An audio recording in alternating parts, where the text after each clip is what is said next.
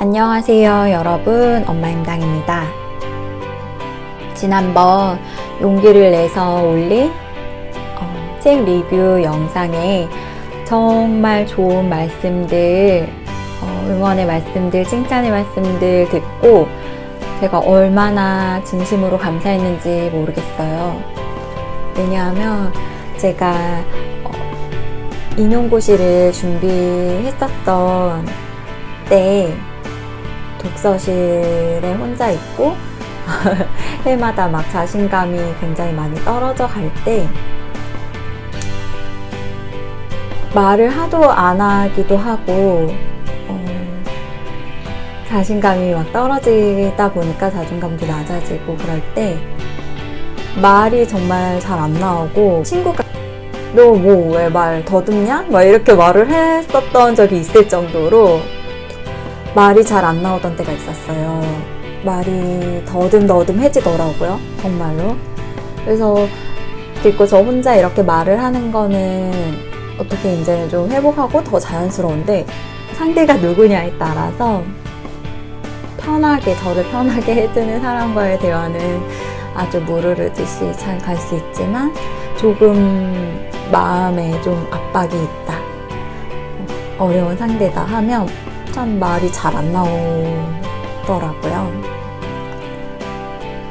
네, 그랬던 적이 있는데 이렇게 이야기에 대한, 목소리에 대한, 말에 대한 응원의 메시지를 받으니까 저로서는 참 감회가 새로웠고 감사했고 또 그만큼 시간이 그때로부터 많이 흘렀구나. 그때 고작 사실은 22, 23, 많아야 24인데 당장의 인생의 방향을 결정하지 않으면 나는 굉장히 큰일 날 것처럼 생각이 많이 들었었죠.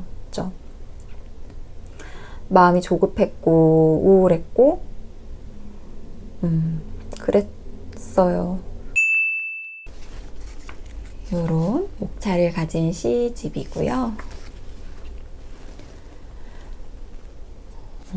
저희가 요즘에는 자기계발서, 또 돈 버는 책, 교과서 이런 거를 읽지 이렇게 문학책을 막 시간을 두고 마음의 여유를 두고 읽게 되지가 않잖아요. 그래서 이렇게 한번 읽어드리고 싶었어요. 내가 가장 예뻤을 때 막루는 와르르 무너지고 꿈꾸지 않은 곳에서 흰 구름 같은 것이 보이곤 했다. 내가 가장 예뻤을 때 멀리서 가까이서 사람들이 죽었다. 춥거나 뜨거운 곳에서 이름도 없는 방에서 나는 그늘지지 않을 기회를 잃었다.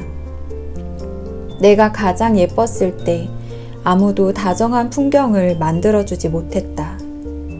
사람들은 성급한 화해밖에 몰랐고 알 수 없는 눈빛만을 남기고 등을 보였다. 내가 가장 예뻤을 때 나의 나라는 자신 스스로에게 졌다. 이런 말도 안 되는 일이 있느냐며 단추를 목까지 채우고 비굴한 거리를 바라보았다.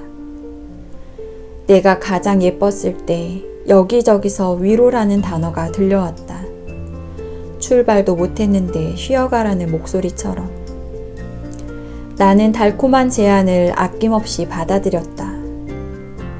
내가 가장 예뻤을 때 나는 지나치게 우울했고, 나는 지나치게 어리석었고, 나는 지나치게 홀로였다. 뒤늦게 결심했다. 되도록이면 잘 살기로. 평생 아름다운 신을 그린 프랑스의 루오 할아버지처럼 그렇게. 죽기 전 벽난로에 그림을 던져 넣은 그처럼 그렇게.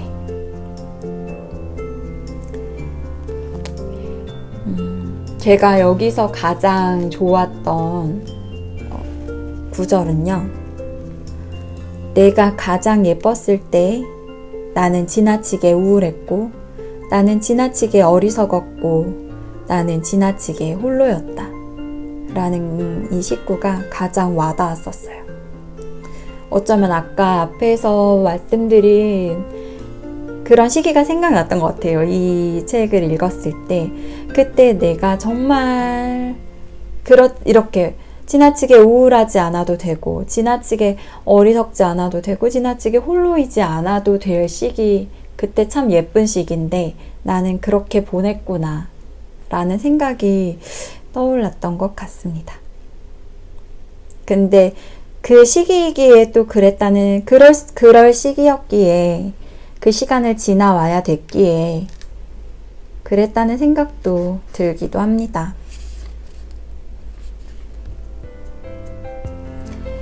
네, 두 번째 시는요. 세상 쪽으로 한 뼘 더.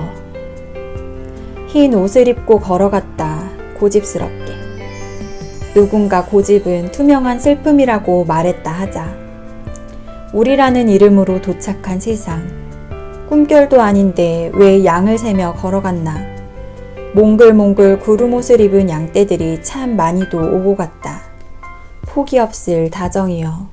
오라 병이여. 양 한 마리, 양 두 마리, 양 세 마리. 양 한 마리의 사랑을, 양 두 마리의 재앙을, 양 세 마리의 안녕을. 푸른 풀포기에 맺힌 이슬방울만큼 떠오르는 생각들, 얼굴들. 약속처럼 추억이 방울방울 피어오르다 이미 추억이 될 수 없는 이름들과 오고 있는 무엇들아. 날씨보다 한 발 먼저 도착해 우리를 기다리고 있는 시간에 대해 함부로 말하지 않기로 하자.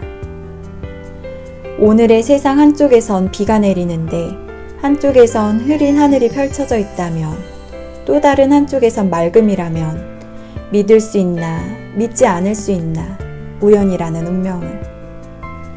문득 비 오는 날과 흐린 날과 맑은 날 중에 어느 것을 가장 좋아해? 비 오는 날과 흐린 날과 맑은 날 중에 어느 것을 가장 좋아해? 묻는 소리를 가장 좋아해. 투명한 슬픔을 고집이라고 누군가 말했다 하자.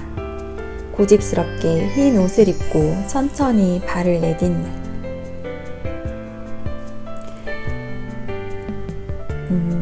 시인은 어떤 마음으로 어떤 내용으로 사실 썼는지, 우리가 시가 어렵게 느껴지는 건 이게 무슨 말인가, 여기에 어떤 뜻이 담겨 있나, 원 뜻은 뭔가 이렇게 생각해서 그런데, 저는 그냥 왜 자기 마음에 딱딱 와닿는 그 구절 하나만 나와도 의미가 있다고 생각을 해요.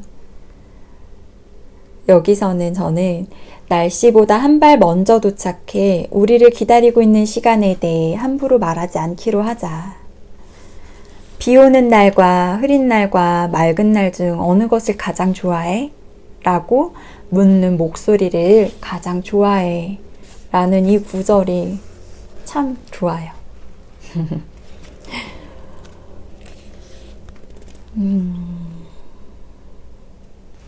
하얀 밤 앵무. 밤은 참 많기도 하더라. 오래전 그는 조용히 적었습니다. 언제나 밀려왔다 밀려가는 것으로 숨기 장난하는 어둠은 저 혼자 밤새 안녕합니까? 안녕입니까? 같은 문장의 새로운 밑줄을 긋고 또 지우는 날들. 때로 한 문장을 넘어서기 위해서 모든 밤이 필요하기도 합니다. 날마다 무럭무럭 자라는 어둠처럼 그의 텅 빈 두 눈 속에 내가 잃어버린 것이 가득한 것을 봅니다. 한 번도 날아오르지 못했으면서 날개를 잃었다고 착각하는 앵무처럼 오늘의 나는 무심히 적고 있습니다. 하얀 밤은 참 많기도 하더라. 차올랐다 기우는 것으로 언제나 숨기 장난하는 달은 밤새 저 혼자 안녕입니까? 안녕합니까? 보이는 문법에 보이지 않는 행간을 건축하다 또 무너뜨리는 날들. 모든 밤이 필요하기도 합니다. 때로 한 사건을 넘어서기 위해서. 나는 그의 앵무입니까? 앵무가 아닙니까? 온 몸이 꽃잎으로 뒤덮인 앵무는 무럭무럭 어둠을 빨아들이다 지쳐 하얀 밤 앵무가 되기도 합니다. 구름과 구름 사이를 통과할 만큼 투명에 가까워진 그림자만이 아침이라는 제목의 시를 쓸 수 있습니다. 도망쳐온 모든 밤에 안녕과 재앙이 있기를 서로에게 빌어주며 빌어주지 않으며. 여러분은 어떤 문장이 가장 좋으신가요? 저는 때로 한 문장을 넘어서기 위해서 모든 밤이 필요하기도 합니다. 모든 밤이 필요하기도 합니다. 때로 한 사건을 넘어서기 위해서 라는 구절이요.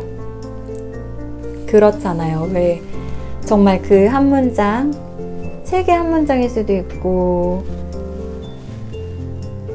인생의 한 문장일 수도 있고 그 문장을 곱씹고 내 안에서 그걸 넘어서기 위해서 모든 밤이 필요한 때, 한 사건을 넘어서기 위해서 모든 밤이 필요한 때, 그런 장면이 생각이 났었어요.